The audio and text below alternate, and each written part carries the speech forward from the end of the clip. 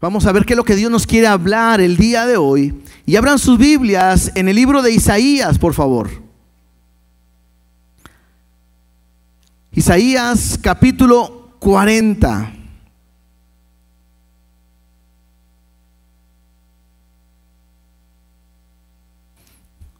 Vamos a orar y poner este tiempo en las manos de Dios. Papá, te damos gracias porque tú eres bueno, porque eres fiel. Gracias porque podemos venir este día juntos como iglesia para alabarte, para exaltarte, para adorarte.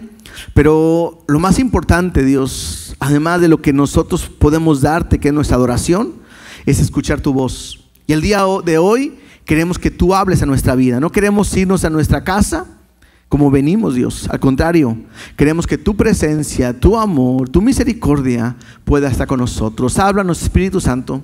Toma control y usa cada versículo, Dios, cada versículo para hablar a nuestras vidas y transformarnos. Te damos gracias en el nombre de Jesús. Amén y amén. Yo le he titulado a esta enseñanza del día de hoy, Consolaos, ¿sí? Porque estamos entrando en esta segunda parte del libro de Isaías. Recuerden que lo habíamos comentado que el libro de Isaías pareciera que es una Biblia pequeña y pareciera que se dividiera en dos, y los primeros 39 capítulos hablan en base a un juicio, a una condenación. Y los últimos 27 capítulos, porque son 66, habla de un tema de consolación y de salvación. Interesante porque ¿cuántos libros tiene la Biblia? 66. ¿Cuántos son del Antiguo Testamento? 39 y 27 del Nuevo Testamento. Entonces pareciera que hoy vamos a empezar el capítulo 40 y es como si estuviéramos entrando en el Nuevo Testamento. Se van a dar cuenta que pareciera que todo cambia.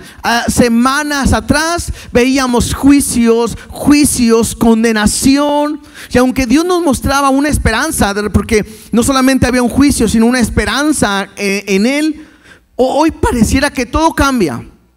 Y se convierte esta segunda parte en todo lo que tiene que ver con ese consuelo, con lo que tiene que ver con su gracia. Y te vas a dar cuenta que a partir de aquí son libros mesiánicos, hablando, enfocados en Jesús completamente. Creo que es uno de los libros, aparte de los evangelios, que más hablan de Jesús. Entonces creo que es importante que podamos tener esta expectativa de lo que vamos a recibir. Ahora, la semana pasada en el capítulo 39, aunque estuvimos viendo los últimos 4 capítulos como una cuestión histórica de lo que estaba sucediendo, con lo que terminó fue con este anuncio de que el pueblo iban a ser exiliados, que iban ellos a ser llevados por Babilonia. No sé si te acuerdas que el rey Ezequías estaba a punto de morir. Dios le había dicho que preparara, que ordenara su casa. Él se voltea y él empieza a clamar a Dios, a pedirle a Dios, y Dios le da la oportunidad de vivir 15 años más. Y vimos que vinieron gente de Babilonia para ver las maravillas, lo que Dios había hecho. Y Ezequías, en vez de llevar esas cartas a Dios, como lo había hecho antes, él mismo la recibe y le enseña todo. Y en base a esto, entonces Dios va a decir algo. Por ejemplo, vamos a leer los últimos versículos del capítulo 39. Leemos tantito atrás nada más.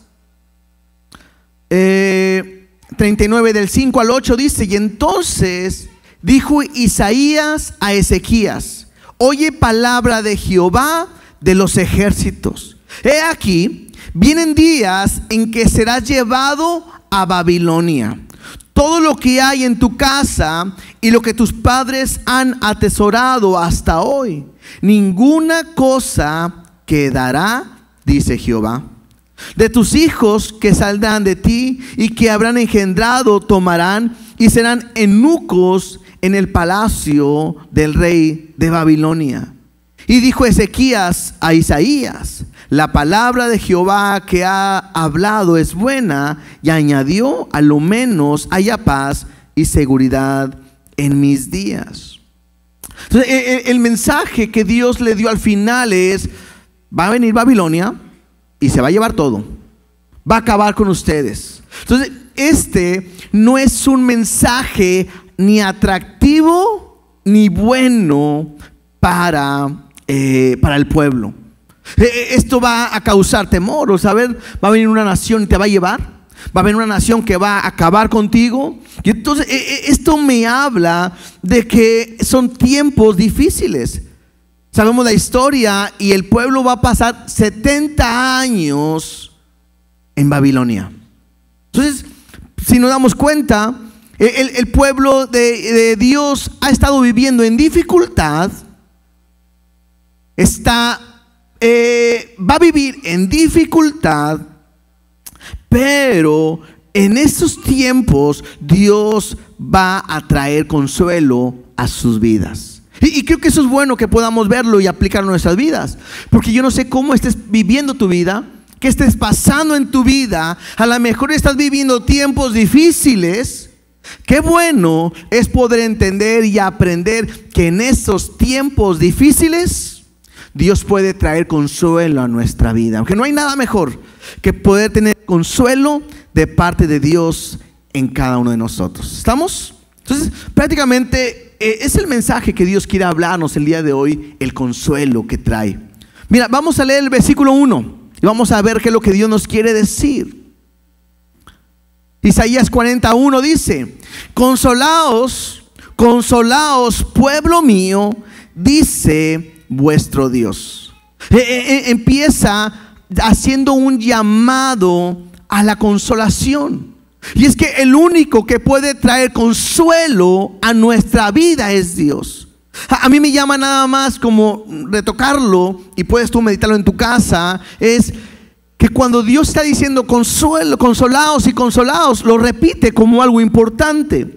Pero también dice pueblo mío, y Dios está hablando de esa pertenencia, que nosotros le pertenecemos a Él, o que Israel es su pueblo, y dice es pueblo mío. Entonces te voy a consolar. Lo segundo que veo ahí, que dice vuestro Dios. Una vez más le reafirma quién es Él. Y creo que hoy, si tú estás pasando por un momento difícil, o vas a pasar por un momento difícil, Dios quiere que tú puedas entender que Él es tu Dios.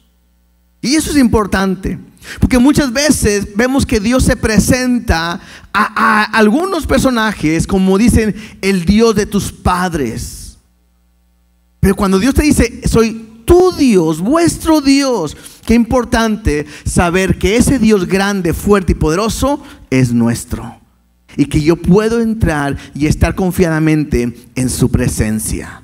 Versículo 2 dice: hablad al corazón de Jerusalén, decidle a voces que su tiempo es ya cumplido, que su pecado es perdonado, que doble han recibido de la mano de Jehová por todos sus pecados. Este versículo 2 me muestra las razones por las cuales Dios puede traer consuelo. ¿Por qué nos puede traer Dios consuelo? Número 1 dice ahí: porque su tiempo ya es cumplido. En otra versión, o también pudiera entenderse esto, que dice: el tiempo de la esclavitud ha terminado. O también pudiera leerse o entenderse de esta manera: el tiempo de la aflicción ha terminado. O O sea, Dios le está diciendo a su pueblo, a ver, consuélense, tranquilos, van a ser otra vez fortalecidos, abrazados. ¿Por qué? Porque el tiempo de la esclavitud, de la aflicción ha terminado. Lo segundo que le dice es, su pecado es perdonado. El problema del pueblo de Israel es que era un pueblo idólatra. Un pueblo que había buscado ayuda en otros lugares y que se habían olvidado de Dios. ¿Se acuerdan? Lo hemos visto en la primera parte. Cómo ellos habían desechado a Dios. Cómo Dios les había dicho en quietud y en tranquilidad serán salvos. Pero no quisiste. Y ellos quisieron ayudarse en otras personas en vez de Dios. Y ante ese problema, bueno, parece que Dios les dice, tu pecado ha sido perdonado. Y qué importante es saber y entender y escuchar de parte de Dios que nuestro pecado ha sido perdonado. ¿No es cierto? Qué importante. Y Dios le está diciendo a su pueblo eso. Y la tercera razón que viene en este versículo dice, porque que doble han recibido de la mano de Jehová por todos sus pecados. En otras palabras es, el castigo que han recibido ha sido suficiente para pagar toda tu deuda. Ahora recordemos algo. Aquí estamos hablando del Antiguo Testamento. Aquí es diferente. Ellos tenían que obedecer, tenían que hacer, tenían que presentar sacrificio, tenían que pagar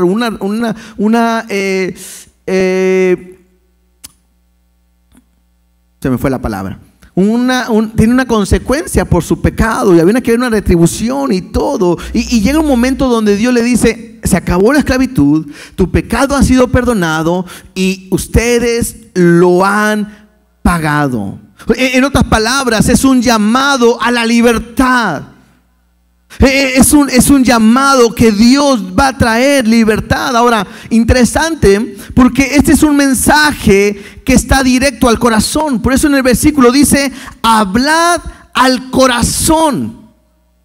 Qué importante es que la palabra de Dios pueda llegar a nuestro corazón, porque es ahí donde puede producir un cambio. Sí, a veces decimos, no, oye, a ti te entró por un oído y salió por el otro, ¿verdad? O sea, no hizo filtro, nada. Pero cuando llega al corazón es diferente. Hay un pasaje en Romanos 10:9 que dice que si confiesas con tu boca que Jesús es ese Señor y creyeres en tu corazón que Dios le levantó de los muertos, serás salvo. Pero dice ahí, creyeres en tu corazón. El siguiente versículo dice, porque con el corazón se cree para justicia, pero con la boca se confiesa para salvación. Entonces, qué importante es que la palabra pueda llegar a nuestro corazón. Qué importante es eso. Qué importante es que en nuestro corazón pueda llegar el evangelio y podamos tener esa esperanza en nuestra vida. Y creo que ese mismo mensaje es igual para nosotros. Porque lo que Dios hoy, el mensaje que ha dado es que en nuestra vida, los que hemos creído, el que hemos creído el evangelio, podemos entender lo mismo. El tiempo ha llegado donde la esclavitud ha terminado. ¿Éramos esclavos de qué? Del pecado. Y ese tiempo ha terminado. Número 2, tus pecados te son perdonados. Lo decía ahorita y lo quiero volver a retomar, es qué importante es tener una paz con Dios. Qué importante es saber que mis pecados se son perdonados, porque todos nosotros hemos cometido pecados malos, perversos y unos muy vergonzosos. Y qué importante es saber que Dios me ha perdonado. Y la tercera razón es interesante también, porque dice, tu deuda ha sido pagada. Y eso es importante. ¿Por qué? Porque nosotros no podíamos pagar la deuda que teníamos por nuestro pecado. ¿Pero quién la pagó? Cristo. Él mismo fue a la cruz y Él pagó esa deuda que para mí era impagable. Él lo pagó. Y eso debe traer consuelo a nuestra vida. El saber que yo puedo entrar confiadamente hasta donde está Dios, porque el pecado me separaba. Pero el saber que hoy puedo entrar confiadamente, eso es una gran bendición a nuestras vidas. Sigamos leyendo. Versículo 3. Voz que clama en el desierto, preparad camino a Jehová, enderezad calzada en la soledad a nuestro Dios. Todo valle sea alzado y bájese todo monte y collado, y lo torcido se enderece y lo áspero se allane.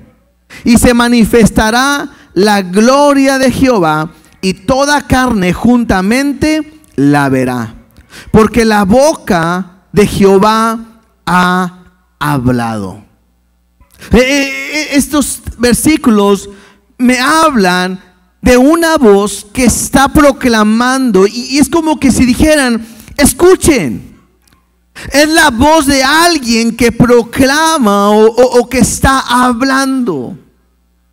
Y es que creo yo que el saber que el pecado ha sido perdonado y que ha sido pagada tu deuda, eso trae consuelo a nuestras vidas. Claro que sí. Pero también el saber que Dios viene trae consuelo a cada uno de nosotros. Lo que Dios le está diciendo es: proclamen que viene el Señor, proclamen que Dios viene. Y esto es algo grandioso. Por eso está diciendo en esta primera parte: preparen el camino, enderezad el camino. Y la idea tiene que ver con esto. Cuando en aquella época, cuando un rey iba a ir a un lugar, lo que se trataba de hacer es que se aplanaba el camino, se arreglaba el camino para que el rey pudiera pasar tranquilamente y pudiera estar todo listo para que él pudiera pasar sin dificultad. Entonces, lo que está él diciendo es: preparen el camino, enderecen el camino, porque el rey viene. Ahora, algo muy importante es entender: no está diciendo si no preparan el camino, el rey no viene. Sino está diciendo: por cuanto el rey viene, hay que preparar el camino. Y creo que si nosotros lo aplicamos a nuestra vida, prácticamente es lo mismo. ¿Cuántos saben que nuestro Dios viene otra vez? ¿Cuántos esperan su segunda venida? Y crean que va a venir. Si en la primera venida vino humillándose, haciéndose semejante a los hombres. Si en la primera venida vino a sufrir, a ser molido por nuestros pecados, la Biblia me habla que su segunda venida vendrá como Rey de Reyes y Señor de Señores. Y Él vendrá. Entonces, el hecho de preparar el camino no es: si no te preparas no va a venir. No es así, sino al contrario: por cuanto Él viene, tienes que preparar el camino. Y en este caso es: prepara tu vida. ¿Cuántos de ustedes están preparados para la venida de Cristo? Algunos sí, otros no. Algunos podrán decir: Dios, no vengas hoy, mejor ven mañana. Dame oportunidad de estar preparado. Y el mensaje es el mismo: es preparar el camino. Preparar el camino. Entonces, creo que es lo que Dios me está hablando, porque su venida está cerca. Sigamos leyendo, versículo 5. Dice ahí: y se manifestará la gloria de Jehová, y toda carne juntamente la verá, porque la boca de Jehová ha hablado. Bueno, esto lo hemos estado diciendo, ¿no? Esto va a suceder, claro que sí. Él va a regresar. Y la Biblia me dice que todo ojo le verá. O sea, otra vez, recuerden que cuando hablábamos del libro de Isaías, hay cosas que es en el pasado. Está hablando de la venida de Jesús. También está hablando de cosas del del aplicarlo en nuestra vida, pero también habla del futuro, y esto me habla que Él vendrá. Y dice ahí, y manifestará la gloria de Dios. ¿Te puedes imaginar? Yo creo que aunque nos lo tratemos de imaginar, nuestra mente queda muy corta a lo que realmente será. Verla a Cristo, ver a Dios en toda la expresión de su gloria, de su hermosura, de su santidad, de su poder. Creo que nuestra mente no alcanza a entenderlo porque no hemos llegado a esa estatura del varón perfecto.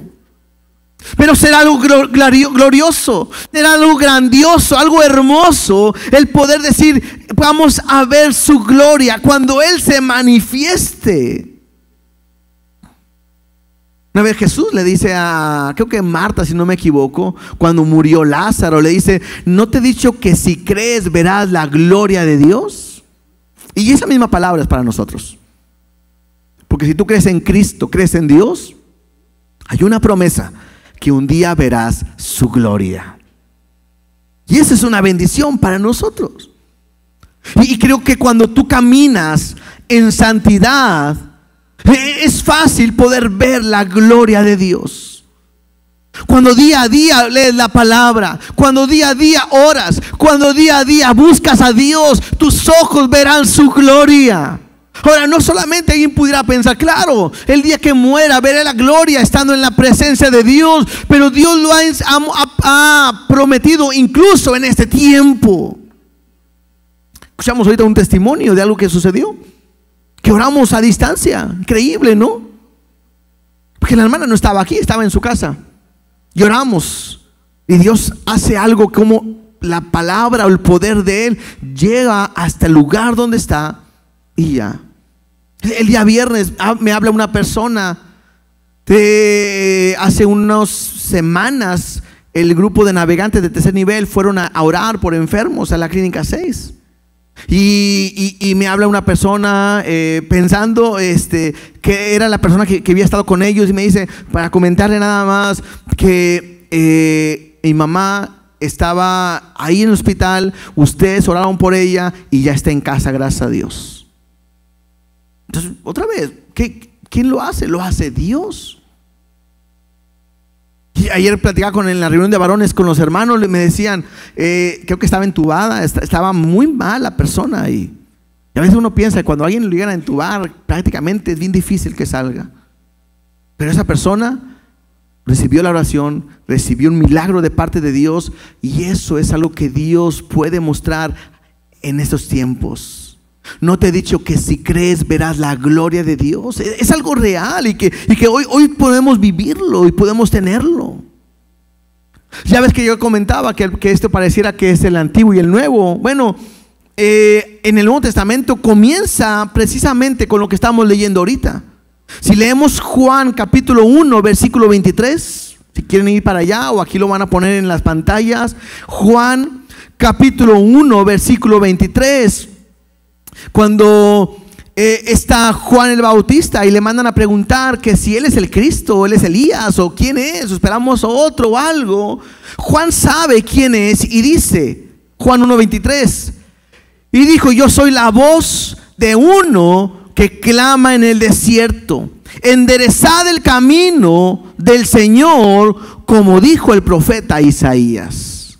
Entonces, lo que estamos leyendo en Isaías es algo que se iba a cumplir en la venida de Jesús cuando Él vino. Y yo les decía ahorita, alguien pudiera pensar, entonces ya pasó esa profecía. No, porque para nosotros estamos esperando esa venida del Señor. Ahora hay una gran diferencia. El día que Cristo venga por segunda vez, no vendrá solo. Con cada uno de qué, de nosotros, ¿verdad que sí? ¿Cuántos van a venir con Jesús? Levante la mano porque a lo mejor se quedan. Eso. Entonces, qué importante es ver o el saber que Cristo va a venir. Ahora, nada más como una referencia importante para los que les gusta ver estos detalles. Isaías dice, preparad camino a Jehová.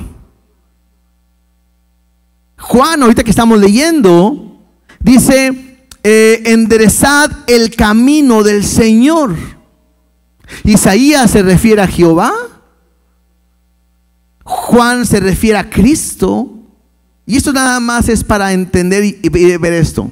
Juan no tiene dudas que Cristo es Jehová o que Jesús es Jehová.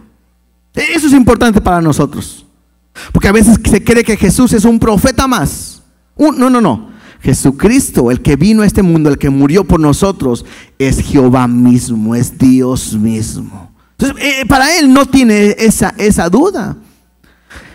Y es más, Jesús dice, creo que Jesús se refiere a Juan el Bautista como el mejor de todos. Si no, nada más léanlo ahí en Mateo 11:11. Mateo capítulo 11, versículo 11.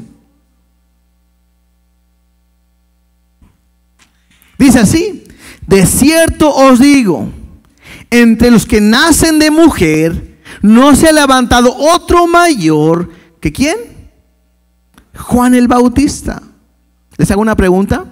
¿Por qué creen que Jesús se refiere a Juan como el más grande, como que no hay otro como él? Si tú ves la historia de Juan el Bautista, su ministerio duró muy poquito. ¿Algún milagro que hayamos visto en Juan el Bautista? No. Entonces, ¿por qué? ¿Por qué es grande?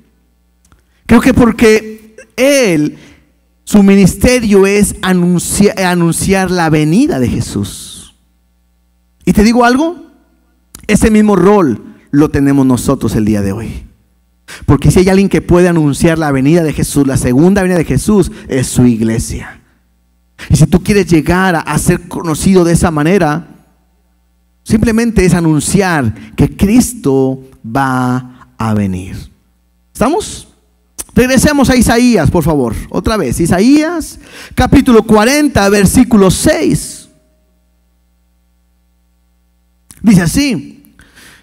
Aquí hay un encargo y dice: voz que decía, da voces, y yo respondí, ¿qué tengo que decir a voces? Y ahí viene la respuesta: que toda carne es hierba, y toda su como flor del campo. La hierba se seca y la flor se marchita, porque el viento de Jehová sopló en ella. Ciertamente como hierba es el pueblo. Lo que está haciendo Isaías es diciendo: hay una voz que está hablando y que me dice, da voces, o habla, o grita. Y Isaías dice, y yo respondí, ¿qué tengo que hablar? ¿Qué tengo que decir? Y lo que él recibe como respuesta es que toda carne es hierba, y toda su flor como del campo, y toda su gloria como flor del campo. Y luego dice que la hierba se seca y la flor se marchita, o sea, que va a acabar su hermosura, que va a terminar. Y a veces uno pudiera pensar y decir, bueno, estas palabras no parecen palabras de consuelo, ¿verdad?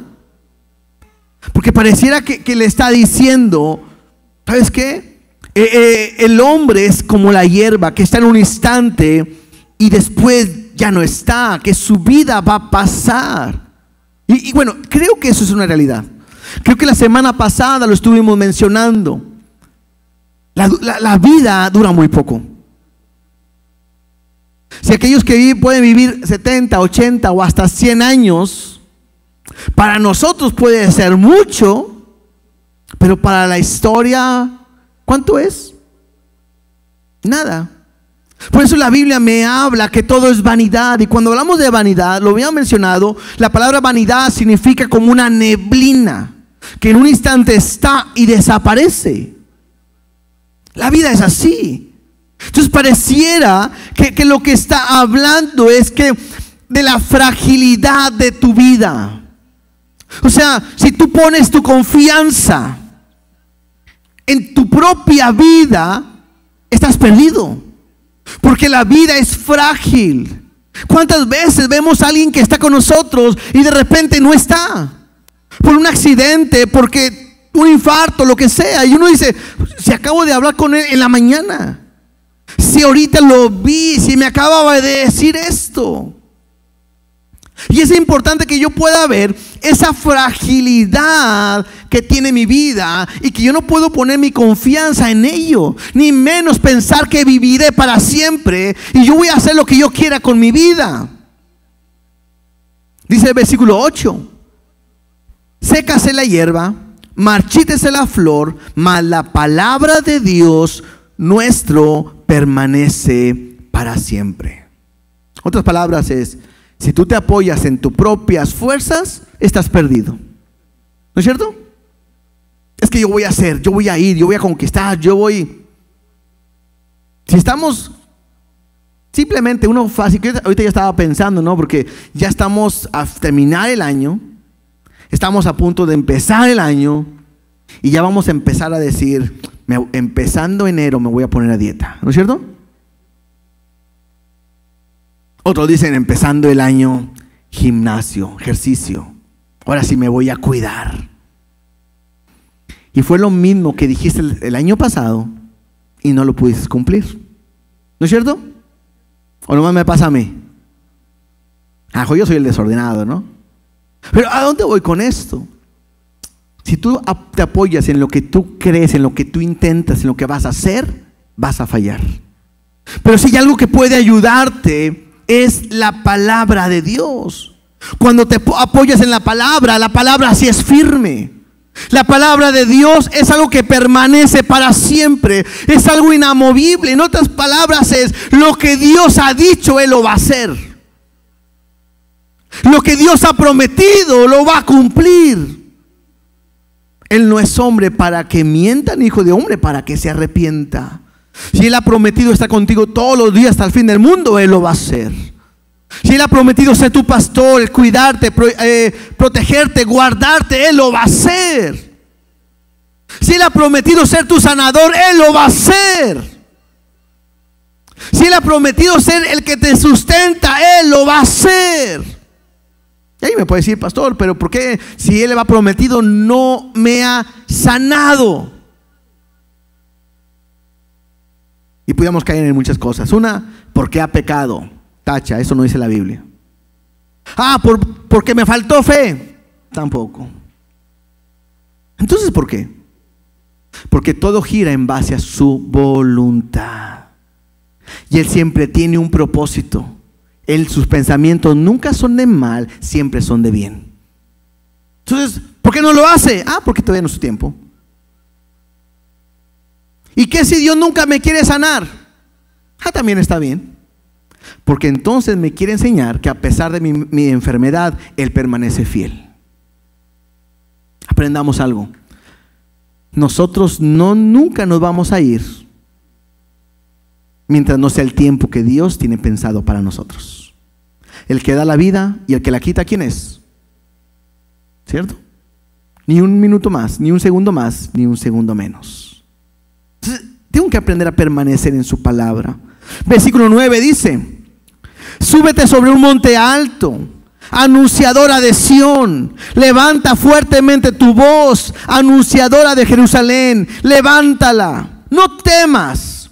Di a las ciudades de Judá: ved aquí al Dios verdadero. Lo que está diciendo simplemente es: levanta tu voz, grita a todas las naciones, a todas las ciudades, de Judá. He aquí está vuestro Dios. Lo que está diciendo es: anuncia al Dios verdadero. Aprendamos algo. Cuando nosotros nos enfocamos en la palabra, que ese fue el tema que estamos ahorita tocando, el punto de permanecer en su palabra, la palabra de Dios siempre me va a llevar a anunciar su venida. Porque cuando uno quiere hablar su palabra, vamos a caer en temas como: Dios te quiere bendecir, y Dios te quiere prosperar, y Dios te quiere que te vaya bien, y Dios quiere que pagar las deudas, y Dios te quiere dar una casa, y te quiere dar un carro, y empezamos a pensar en nosotros. Cuando yo me voy a la palabra, cambia el concepto y es: la gloria es para Dios, Él viene, cambia, Él te va a ayudar, Él va a proveer, Él te va a bendecir, Él va a hacer todo lo necesario. Entonces, creo que eso es importante, que podamos aprender y podamos entender. Porque lo que hace que la palabra es anunciar la venida de Dios, del Dios verdadero. Versículo 10. Dice: he aquí que Jehová el Señor vendrá con poder y su brazo señoreará. He aquí que su recompensa viene con él y su paga delante de su rostro. Sí. A ver, dame un minuto. Sí.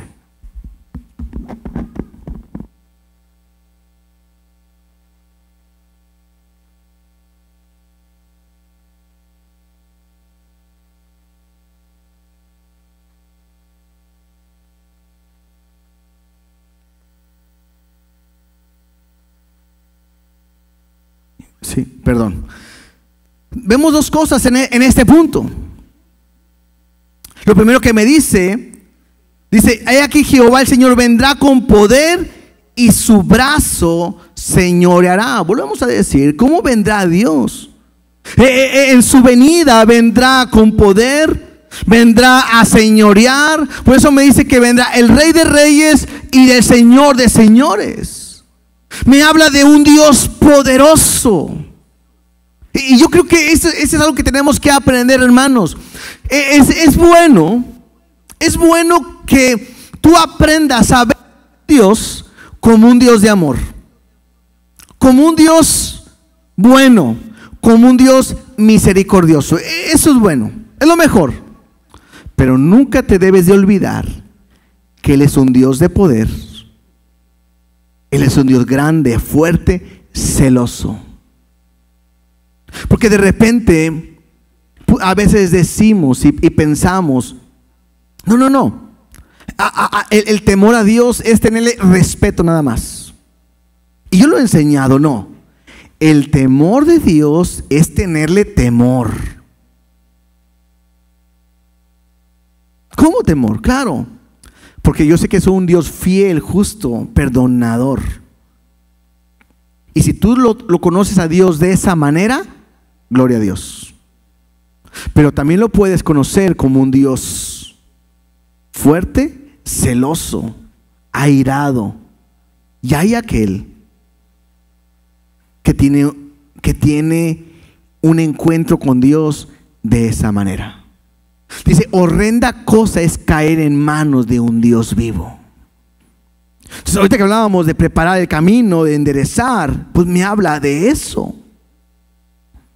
Lo segundo que me muestra es que dice: y su recompensa vendrá con él y su paga delante de su rostro. O sea, es un Dios justo y trae recompensa. Pero también es un Dios justo y pagará en su venida. De las dos maneras. Algunos los va a bendecir. Voy a cambiar de micrófono.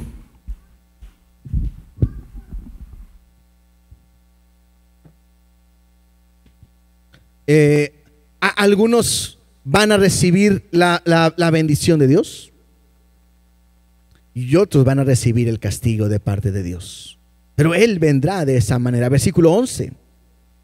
Como pastor apacentará su rebaño, y en su brazo llevará los corderos, y en su seno los llevará, pastoreará suavemente a las recién paridas. O sea, además de venir como Señor y juez justo, bueno, también va a venir como un pastor, o es un pastor amoroso. Entonces, Él es un Dios que abraza, que cuida a su pueblo. Incluso dice ahí: pastoreará, y eso manera de cuidar, alimentar, sustentar. ¿A quiénes? Suavemente a las recién paridas, a las pequeñas, a las recién nacidas. En su caminar Dios va a tener cuidado. Y eso es importante, porque Dios tiene cuidado de nosotros en todo momento. Versículo 12.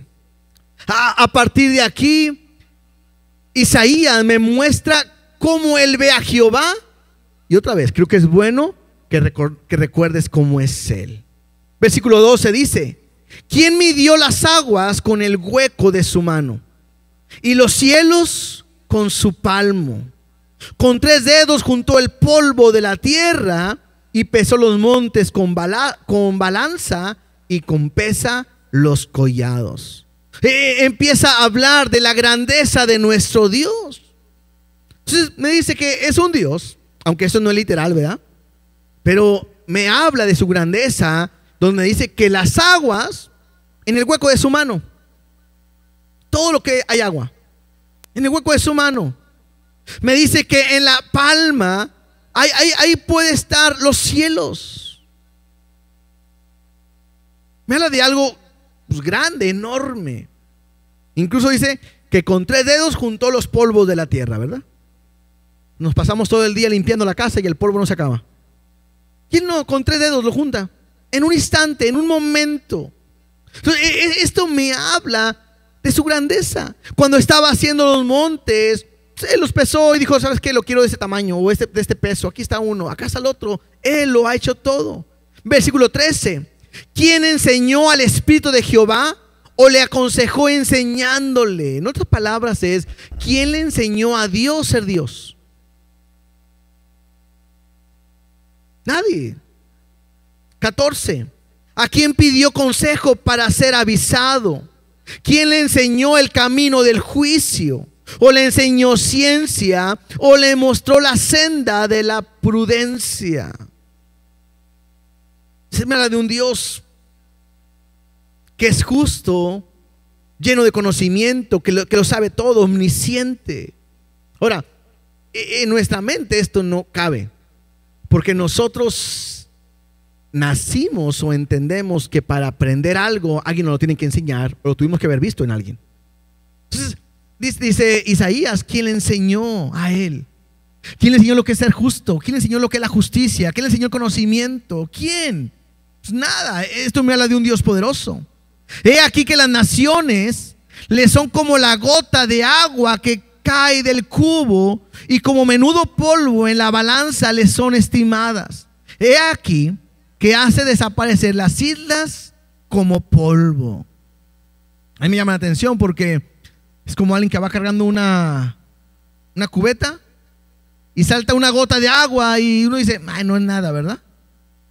Bueno, así son las naciones para Dios, como una gotita que salta. Entonces, para Dios no hay nada que lo pueda detener.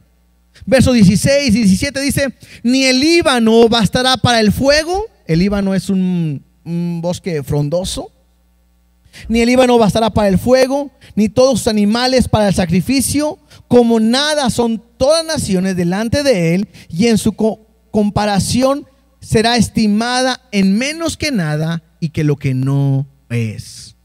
O sea, es como si alguien quisiera hacer un sacrificio con todos los animales y lo echara con todo el Líbano, con todo ahí un holocausto grande. Eso no alcanza para hacer un sacrificio que agrade a Dios. O sea, en otras palabras es: nuestra vida o ninguna religión puede ganar lo que Dios tiene. Dios es tan grande que ninguna obra que podamos darle a Él lo puede aganchar o ganar o comprometer. Es un Dios poderoso. ¿A qué pues haréis semejante a Dios? ¿O qué imagen le compararéis? Nada de lo que está escrito o que podamos ver puede hacer una imagen de lo que es Dios. El artífice prepara la imagen de talla, el platero le extiende de oro y le funde cadenas de plata. El pobre escogió para ofrecerle madera que no se apolille.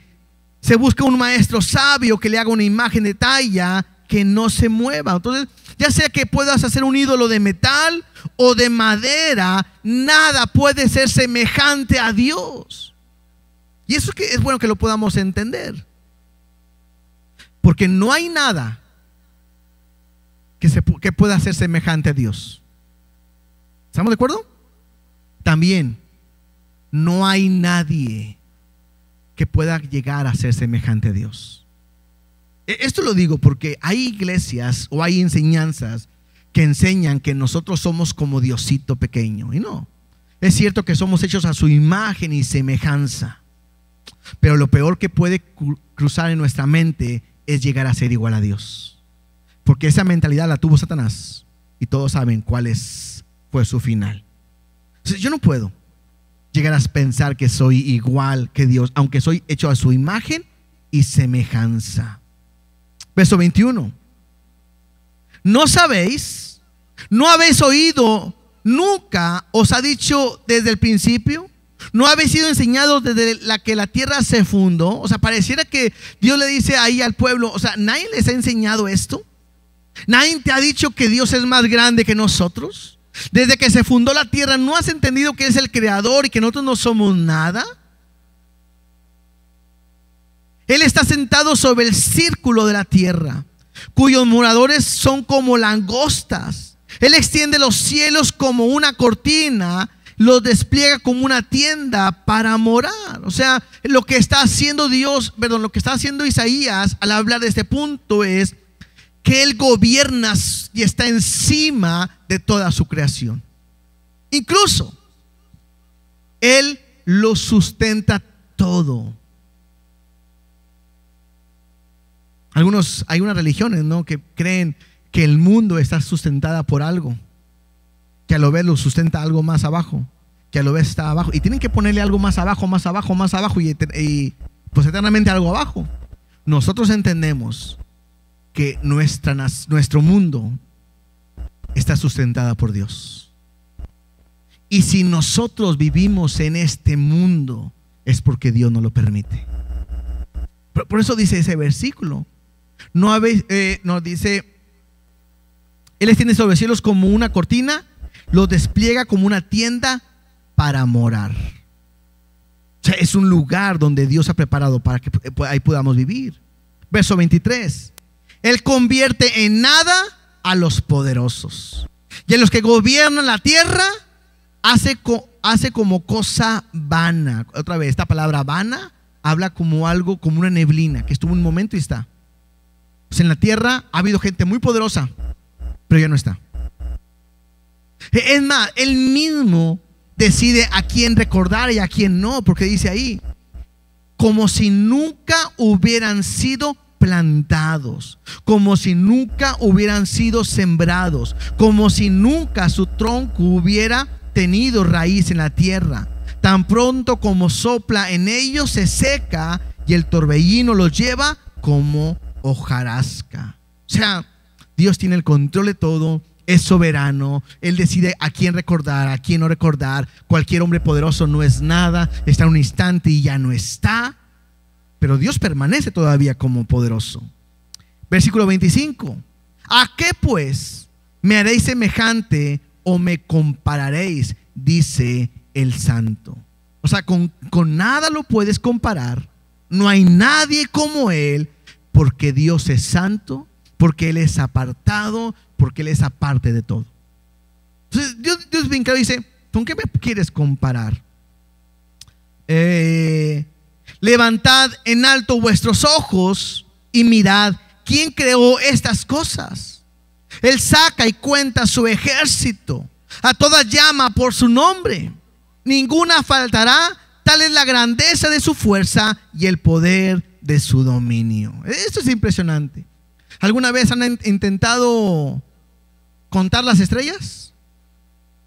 Digo, hoy en día ni se ve, ¿no? Necesitamos irnos al monte donde no hay smog, una noche todo apagado, que esté despejado, para ver cierta cantidad de estrellas. Pero cuando dice aquí, y Él saca y cuenta su ejército, está hablando de las estrellas. Entonces, dicen que cuando uno ve una estrella ya se murió. Y él las saca todas, las cuenta todas, 1, 2, 3, 4, y las cuenta. No solamente eso, y las llama y las conoce por su nombre. Si uno aquí tiene 2, 3 hijos y le cambian el nombre, ¿no es cierto? Juan, Pedro, tú, Pablo, ven, ándale tú rápido. Los que tienen 10 hijos o tenían 10 hijos antes, pues tenían a lo mejor todavía un poquito de excusa, ¿verdad? Pero tienes 2. Lo peor que nomás tengas uno y también le cambies de nombre, ¿verdad? O sea, ya será el colmo, ¿verdad? Pero Dios saca las estrellas, las cuenta, las conoce por su nombre, y eso me habla de su grandeza. O sea, quiero que entendamos que Isaías nos está mostrando en el Dios en el cual podemos tener consuelo y podemos esperar. Verso 27. ¿Por qué dices, oh Jacob, y hablas tú, Israel? Mi camino está escondido de Jehová, y de mi Dios pasó mi juicio. O sea, pareciera que Isaías, o Dios está diciendo más bien, ¿por qué dices que Dios no se da cuenta de mi camino? Y a veces así somos nosotros. A veces pensamos, que decimos, no, es que Dios a mí no me escucha. No, es que Dios a mí no me tiene cuidado de mí. ¿Cómo puedes creer que Dios no se da cuenta cuando haces cosas malas? ¿Cómo puedes creer que Dios no se da cuenta cuando caes, o cuando estás afligido, o cuando algo está pasando en tu vida?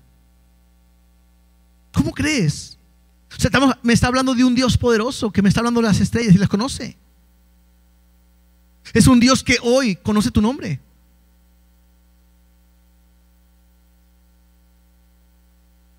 Es como si alguien dice, yo creo que Dios a mí no me escucha. Ok. Y le dice a otra persona, le dice, empieza a blasfemar de Dios. No puedo. ¿Por qué? Porque sí me escucha. Entonces, pues, o sea, a veces pensamos que mi oración no está atento. Y claro que sí, hermanos. El Dios que nos ha salvado, el Dios que me ha perdonado, el Dios que ha pagado mi deuda, es un Dios que tiene la capacidad para estar conmigo, para cuidarme y para estar al tanto de todo lo que necesito. Ese es un Dios grande y es un Dios poderoso, un Dios de amor, un Dios justo, un Dios bueno, un Dios santo, un Dios poderoso. Esto que estamos viviendo no es religión. O sea, no es como que, bueno, a mí me enseñaron que hay que ir a la iglesia, así que hay que ir. No, esto es realidad. Es el único Dios verdadero. No hay nadie como Él. Y lo que tengo que enfocarme es en su palabra. Dice el versículo 28. ¿No has sabido? ¿No has oído que el Dios eterno es Jehová? Parece que de repente como que dice, a ver, tú que crees que Dios no te escucha, que no te ve, a ver, ¿no has creído, no has oído, no has sabido y no has oído que el Dios eterno es Jehová, el cual creó los confines de la tierra? No desfallece. Aquí está hablando de Dios. Él no desfallece, ni se fatiga con cansancio, ni en su entendimiento no hay quien lo alcance. O sea, lo que Dios está diciendo, a ver, iglesia, entiende, no creas que Dios está cansado. No creas que Dios está pues medio agüitado. O sea, que de repente Dios ve el mundo y dice, mira cómo está tan mal. Yo los amo, les creé, di todo, di mi vida y mira, no, ya no quiero saber nada de ellos. No, Dios no es así. Él no desfallece, Él no se cansa. No pienses que Dios tiene muchas cosas más importantes que hacer que tener cuidado de ti. El Dios en el cual nosotros creemos tiene la capacidad de estar con todos a nosotros al mismo tiempo. Es un Dios omnipresente, es un Dios eterno. Y que otra vez, nuestro entendimiento no alcanza a entender eso. ¿Cómo Dios puede estar con nosotros todo momento, en todo tiempo, y estar ayudándonos, viviendo, morando en nosotros, siendo nuestro ayudador, nuestro pronto auxilio en la tribulación? ¿Cómo puede ser eso? Y entonces, como Él no se cansa, dice esto, verso 29, Él da esfuerzo al cansado. Ahí sí. Ahorita decía nuestro hermano César que Dios quería traer fortalece, consuelo al que esté cansado. Y yo creo que la realidad, ¿por qué? Porque el mensaje de Dios de hoy es ese. Entonces, yo no sé tú cómo estás. A lo mejor estás cansado, estás fastidiado, ya no sabes cómo vivir, en tu vida no hay tranquilidad, no hay paz. Y entonces dice, Él da esfuerzo al cansado y multiplica las fuerzas al que no tiene ninguna. Aquel que ya no puede, aquel que ya está cansado, que dice, ya no más. Me rindo, tiro la toalla, ya no puedo más. Dios dice en esta mañana, esta tarde, yo te doy fuerzas. Incluso dice, los muchachos se fatigan y se cansan. Los jóvenes flaquean y caen. Pero, aquí hay un pero grandísimo, los que esperan a Jehová tendrán nuevas fuerzas. Levantarán alas como las águilas, correrán y no se cansarán, caminarán y no se fatigarán. ¿Quiénes? ¿Los jóvenes? No, los que esperan en Jehová. Lo hemos visto muchas veces. El esperar no significa así como que no voy a hacer nada. Como cuando se acuerdan que eran novios y estabas esperando a que la esposa, la novia en ese momento saliera porque se estaba cambiando, ¿no? Espérame tantito, espérame 5 minutos. Y era 1 hora, ¿verdad? Y estabas tú ahí. ¿Qué estás haciendo? Pues esperando. ¿Y qué haces por mientras? Pues nada. Bueno, cuando la Biblia me habla de esperar, no habla de este punto. El esperar en Dios es seguir avanzando y esperando en la expectativa de lo que Dios va a hacer. ¿Sí me explico? Es continúa adelante. Avanza, sigue, no te detengas. ¿Qué haces? No, nada. Ahora sí, no me voy a mover hasta que Dios no me dé algo. No. Continúa. El esperar en Dios es sabiendo que mi vida le pertenece. Yo voy a caminar en Él. Ya no puedo más, estoy cansado, estoy fatigado, quiero tirar la toalla, pero yo tengo que continuar adelante, seguir adelante. ¿Por qué? Porque las fuerzas Dios me las da, porque la ayuda Él me la da, porque la provisión, la respuesta Dios me la va a dar, porque lo ha prometido y lo va a hacer. Eso es lo que Dios te dice el día de hoy. No pienses que no tiene cuidado de ti. A veces creemos y estamos en un error. A lo mejor tú escuchaste ahorita el testimonio. Escuché el testimonio de una hermana que no vino a la iglesia el martes, pero oraron por ella y lo sanó. Entonces ya aprendí. Próximo reunión de oración no voy a ir. Voy a mandar mi oración para que Dios me escuche. ¿Usted creen que Dios va a decir, sí, es lo que quiero para todos? ¿Creen que Dios quiere eso? No. Habrá gente que puede pensar, a mí no me ama Dios, porque si me amara, me sanara. Y también es un error. Creo que un ejemplo tan grande es Pablo. La Biblia me dice que Pablo dice 3 veces le rogué a Dios que me sanara. ¿Y qué le dijo Dios? Nanáis, ¿verdad? No. Tengo una pregunta. ¿Tú crees que Dios no quería a Pablo? ¿No amaba a Pablo más bien? La gente que dice que es por pecado, ¿tú crees que Pablo estaba en pecado? ¿Tú crees que a Pablo le faltaba fe? Porque a veces dicen, no, es que es por falta de fe. ¿Tú crees que a Pablo le faltaba en fe? No. Sino que Dios le dice, no te voy a sanar. Bástate en mi gracia. En otras palabras es que lo que yo he hecho por ti te sea suficiente. Y le añade algo. Porque mi poder se perfecciona ¿en qué? En tu debilidad. O sea, como que Dios conoce a Pablo y dice, en Pablo hay orgullo, porque no es perfecto, es un hombre como nosotros. Y dice, si lo sano, va a decir, no, con mis fuerzas. Y Dios dice, no puedo hacer eso. Lo siento, Pablo, te voy a usar. Eres un hombre que Dios llamé con un propósito. Pero necesito que estés ahí para que tú creas que no puedas y entonces toda la gloria me la lleve yo. ¿Sí me explicó? Por eso muchas veces Dios no nos sana. Pueden ser dos cosas: porque no es el tiempo y Dios te quiere sanar en tal día y en tal hora y en tal fecha, porque tiene un propósito.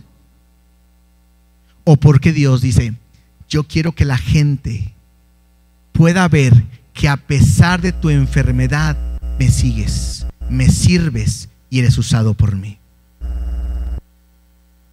Eso es. No pienses que Dios no tiene cuidado de ti. ¿Estás cansado? A lo mejor hoy decías: quiero tirar la toalla, ya no quiero seguir más.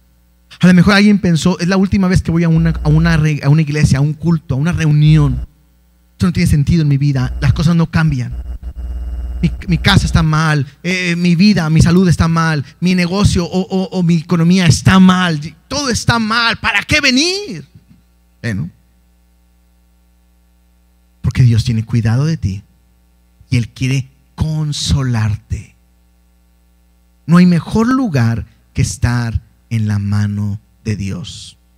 Entonces, los que esperan en Dios tendrán nuevas fuerzas.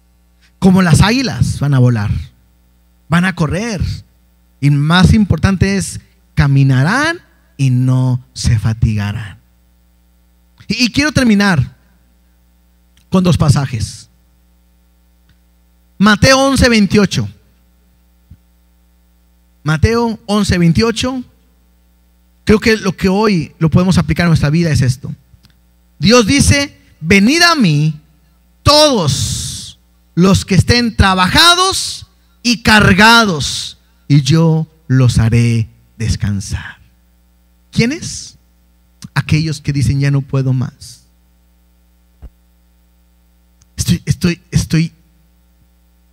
Me la paso cada noche llorando. Nomás Dios sabe cómo se encuentra mi corazón.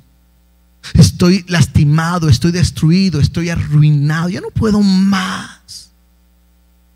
A lo mejor, ojalá que no sea esto, porque aquí lo pierdes todo. A lo mejor estás pensado en quitarte la vida. A veces así pensamos, cristianos, sí. Hoy Dios te dice: venid a mí y yo te voy a hacer descansar. Yo te voy a traer consuelo y fortaleza a tu vida. Y por último, 2 Corintios capítulo 1 del 3 al 5. 2 Corintios, si gustan subirse los músicos de una vez, por favor. 2 Corintios capítulo 1 del 3 al 5 dice así: bendito sea el Dios y Padre de nuestro Señor Jesucristo, Padre de misericordias y Dios ¿de qué? De toda consolación. Si hay alguien que puede entenderte, es Dios. Si hay alguien que puede traer consuelo a tu vida, es Dios. Entonces está diciendo Pablo que sea bendito el Dios y el Padre de nuestro Señor Jesucristo, que es Padre de misericordia, porque no nos da lo que merecemos, pero sí me dice que es Dios de toda consolación.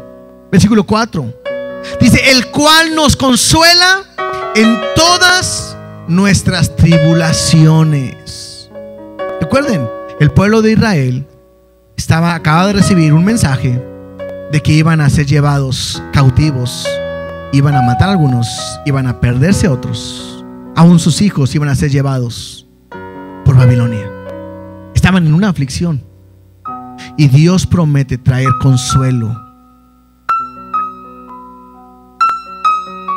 Cuando alguien pierde a un ser querido, lo único que uno puede decir es que Dios traiga consuelo a tu vida.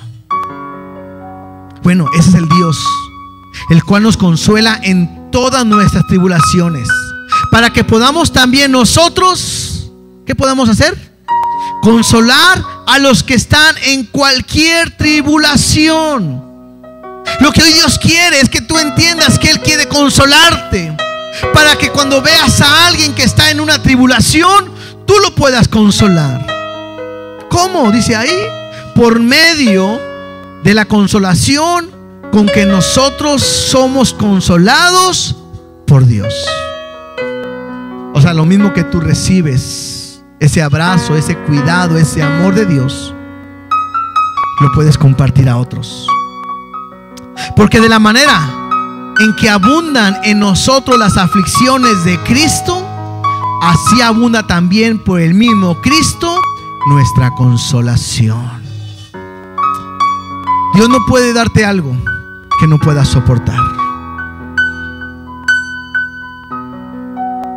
Dios ha prometido traer consolación a tu vida.